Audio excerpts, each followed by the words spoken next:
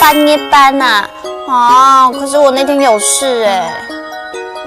好吧，那我再打给你。好，拜拜。彤彤姐姐，你刚刚说那个8月半是什么呀？办捏班就是中秋节，也可以念作中秋节。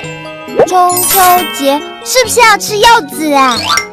对耶！今年乡下的阿公说要寄柚子给我，我们今年有好多柚子可以吃喽！哇，好棒哦！我喜欢吃柚子，柚子吃完还可以把柚子皮当做帽子戴哦。摸摸点点，你们知道中秋节办捏班这一天，除了要吃柚子之外，还可以吃什么呢？月饼。没错，就是捏饼。彤彤姐姐，你刚刚说的那个捏饼是月饼的意思吗？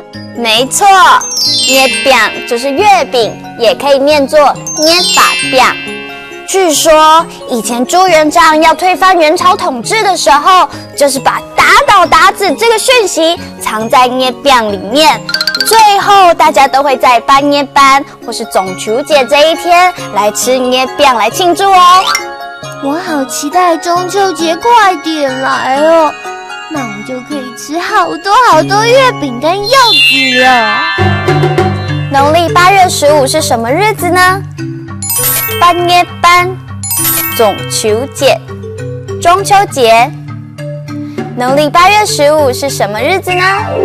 办捏班、中秋节、中秋节。这个水果是什么呢？柚子，柚子。这个绿色的水果是什么呢？柚子。中秋节要吃什么饼呢？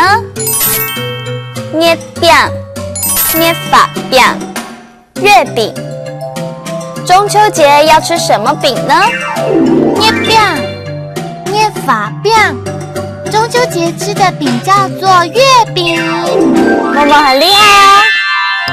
办捏班、中秋节可以吃捏饼、捏法饼，还有柚子哦。哈克乌拉拉，我们下次再见，张伟亮。